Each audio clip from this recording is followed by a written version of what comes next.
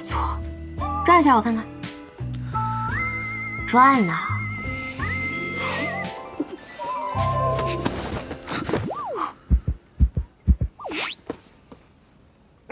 还挺淘气的嘛。这两件换换给我看看。这两件衣服有什么不一样吗？完全不一样，一件深邃的天空蓝，另外一件广袤的湖水蓝，那能一样吗？来试试。愣着干嘛呀？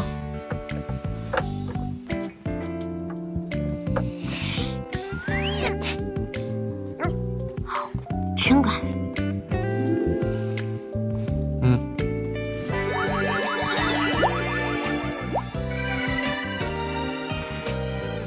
呀，这位公子明眸皓齿，气度不凡，穿什么都好看。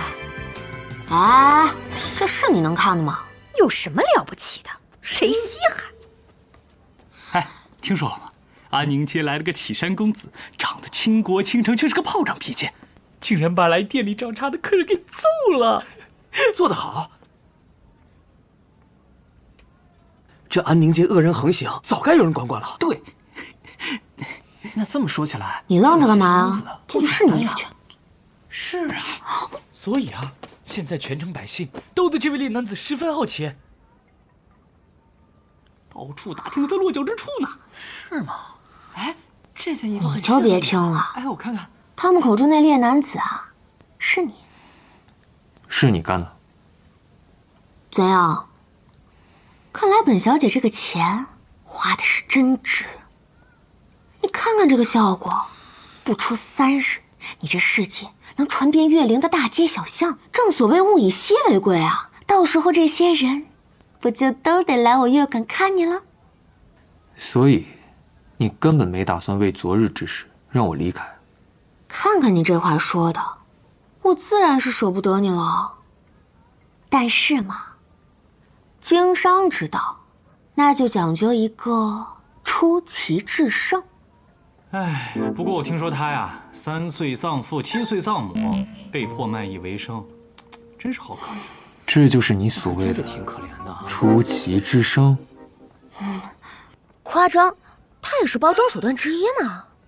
反正现在木已成舟了，你乖乖听话，本小姐保你成为这岳灵城的头牌技师。好啊，那便试试。请坐。之前是我不懂事，你费心为我挑选衣服的心意，我不该辜负。老板，嘿，公子啊，有何吩咐啊？这个，全部给我包起来。好嘞。不是，等一下，哪个就包起来了？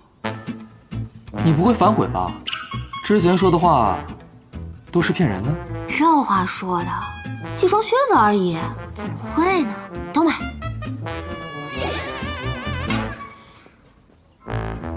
这2个我也要。哎，等一下，你这2个有区别吗？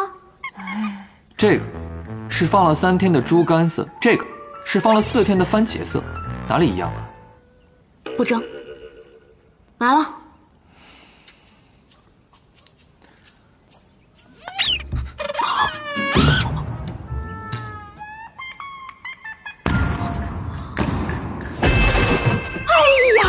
这个吊挂是我店里的孤品，和镇店之宝是一套的。不必大惊小怪。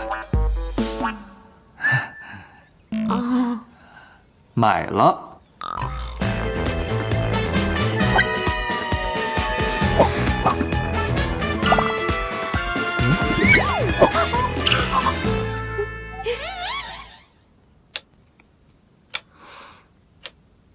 之前这也亏太多钱了吧？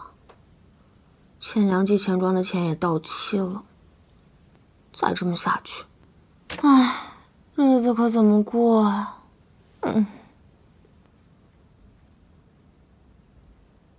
要不然我给他卖了。陆怀霜，你怎么能干这种事情呢？遇到点问题你就变卖家产，这跟卖废品的有什么区别啊？太没有志气了，真是饿死也不能干这。陆怀霜，你这是想开溜呀你？还钱！梁老板，你这说的什么话呀？咱俩这是巧了呀，我是去找你的。你看看这个，足斤足两的大金镯子呀，还欠你的那点钱足够了。这也只是还了本金，你欠我银子那么久，这利滚利最起码有1000两的利息了。不是1000两，梁老板，你这生意做的可不厚道了。咱们借钱的时候可没说利息的事儿，是吧？当初你是岳灵城首富，如今你是被官府抄家的丧家犬，跟条狗我有什么厚道可言呢？抄家？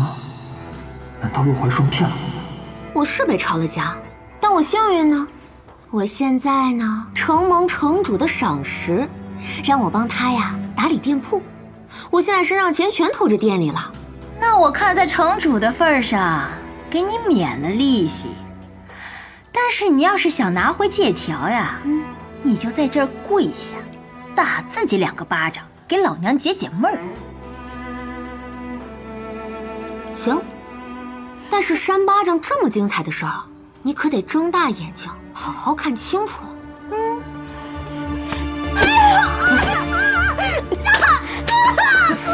告诉你，我陆怀霜做得了天下生意，唯独不出卖我自己。虽然这2巴掌，姓梁的你给我记清楚了。是吧？你来带着我站着干嘛？还不赶紧给我打死的！往死里打！这个死丫头片子，你还敢打老娘？我让你打！我让你打！你气死我了！我同意去打呀！哎呀！往死里打！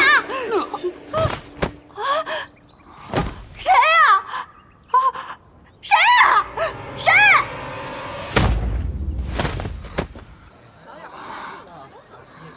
醒醒，醒醒，陆老板，醒醒啊！是你救了我。你还真是要钱不要命。白鹤城主知道你打着他的旗号狐假虎威吗？你说的对，我就是要钱不要命。只要我可以东山再起，投靠城主也不过就是谈的一笔生意而已。倒是你如果再敢像今日这般多管闲事，明日你就给我滚出月馆！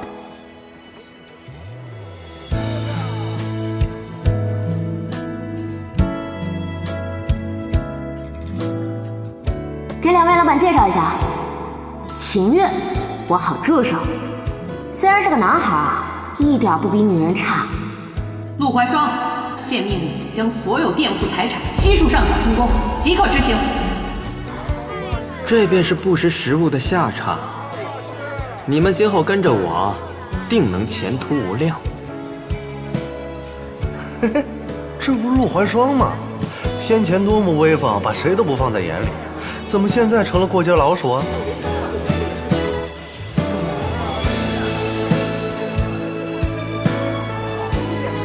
这世间人向来趋利避害，我陆怀霜最不该信的。